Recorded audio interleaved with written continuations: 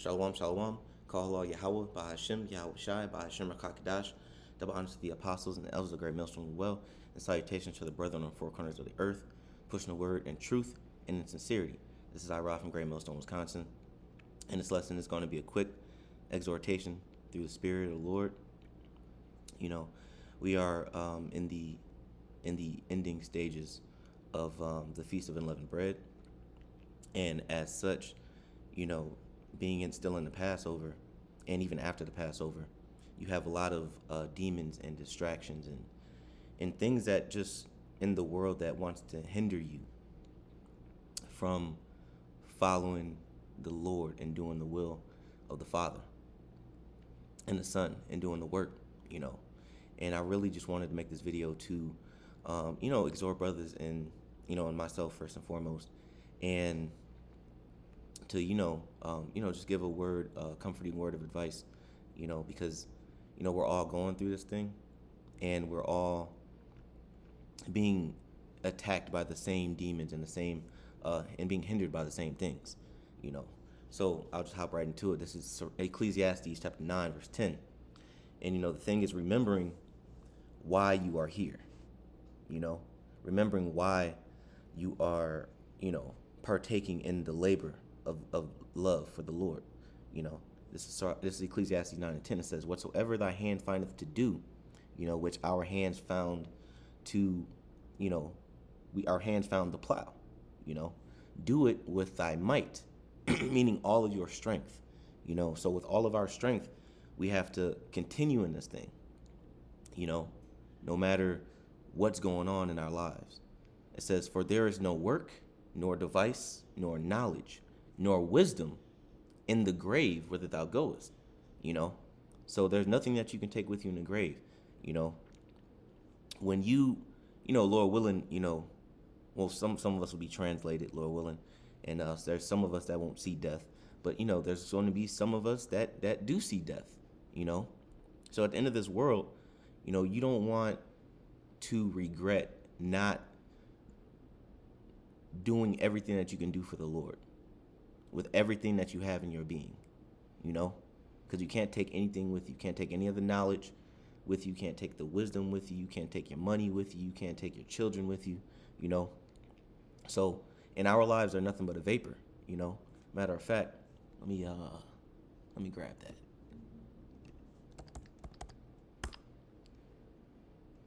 Is it vapor?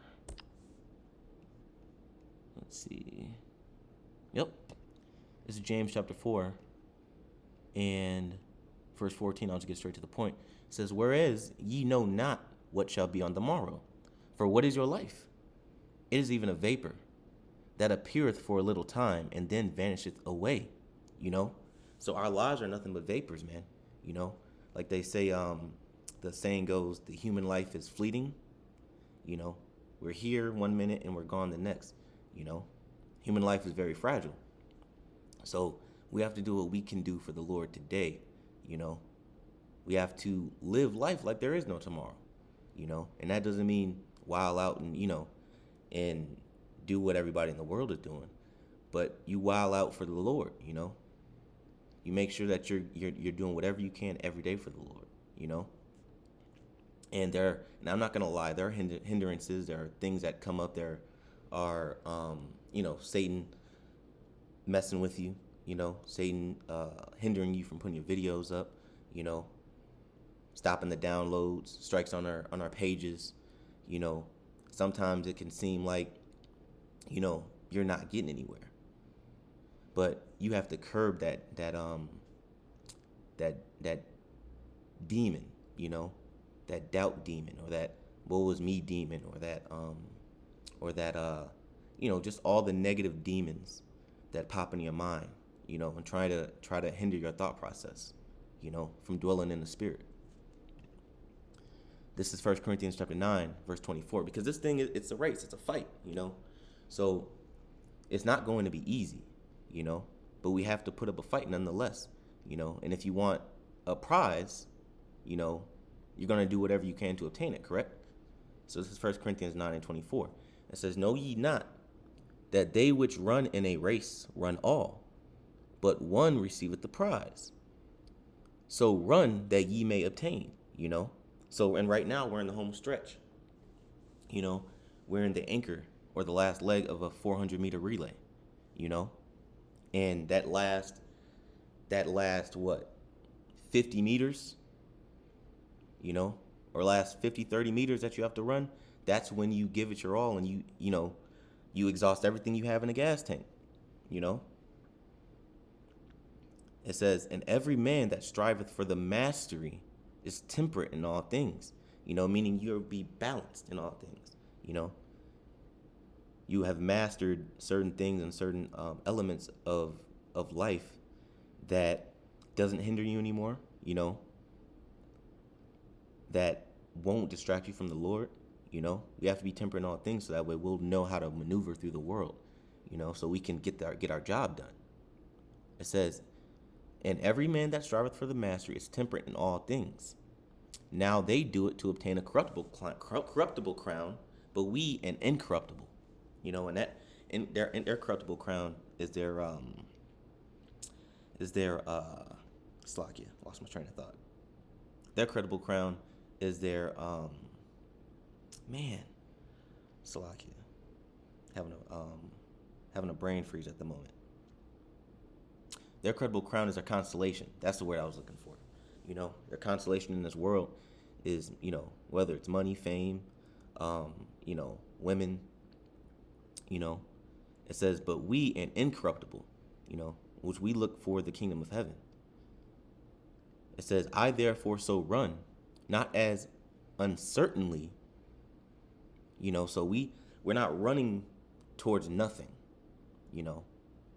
It says, so fight I, not as one that beateth the air, you know, because when you're shadow boxing, or even when you're boxing in a fight, or even in any fight, you know, when you're boxing or when you're fighting, when you don't hit your opponent and you miss, the more tired you get, you know. So this is Paul is he's likening this or comparing this to a fight into a race, you know. We're not running towards a finish line with no prize, and we're not fighting an invisible opponent, you know. We're fighting ourselves, you know. We're fighting the demons that plague our minds, you know. We're fighting for that prize. It says, but I keep under my body and bring it into subjection, lest that by any means, when I have preached to others, I myself should be a castaway. So when he says, but I keep under my body and bring it into subjection, he is talking about his members. You know, scriptures talk about mortifying your members. So he has understood how to take his vices, so to speak, and not let them be a distraction, you know, and that's what we all have to learn.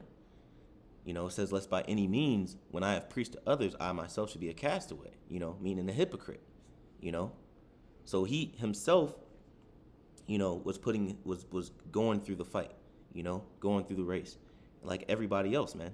You know, scriptures say that that our same afflictions are accomplished with our brethren in the world, roughly paraphrasing. You know, so we're all going through the same things.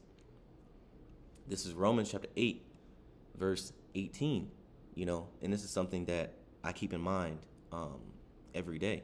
You know, it's one of my favorite scriptures. It's Romans 8 and 18. It says, for I reckon that the sufferings of this present time are not worthy to be compared with the glory which shall be revealed in us. You know, so really, what we're going through here on this earth has nothing on what we shall receive in the kingdom of heaven. For the earnest expectation of the creature waiteth for the manifestation of the sons of the Most High. And that's what, you know, we're waiting for, you know, that Israel will be fully manifested in the kingdom of heaven, you know. So this has nothing to do with what we're going through. This has everything to do with what we're going to obtain, you know, which is those crowns on our heads. It says, now this is the last scripture here, and this is something, you know, to remind as well, because the scriptures, not scriptures, but there's a saying that says, you know, a man's actions prove who he is, you know, or there's another saying that says, as a man thinketh, so is he, you know. So You don't want to be proven weak in the eyes of Yahweh Shem Shai. You know, we're not going to be standing on that mountain or that hill with Yahweh Shai being crowned if we're weak men, you know. So this is Proverbs chapter 24, verse 10. It says, if thou faint in the day of adversity, thy strength is small. You know, and I'll read it again. It says, Proverbs 24 and 10. If thou faint in the day of adversity, thy strength is small. You know, so if you give up in any capacity, you know, because our lives are full of adversity, you know, and if you give up in any capacity and you're not doing things with all your might, you know, that means you're really a weak person to begin with, you know, and I'm sure I speak for, you know, all men in the faith when I say that we want to prove ourselves men and we want to prove ourselves, you know, strong and sturdy and unmovable in the sight of Yahweh Bashim Shai, you know. So with that, Lord willing, I hope, you know, brothers and sisters will edify through the spirit of Yahweh Bashim Shai. I want to give all praises, call Allah, Yahweh, by Hashem, Yahweh Shai, by Hashem HaKadosh. Double honors to the apostles of great millstone of well, and salutations to the brethren on the four corners of the earth, pushing the word in truth and in sincerity. Shalom.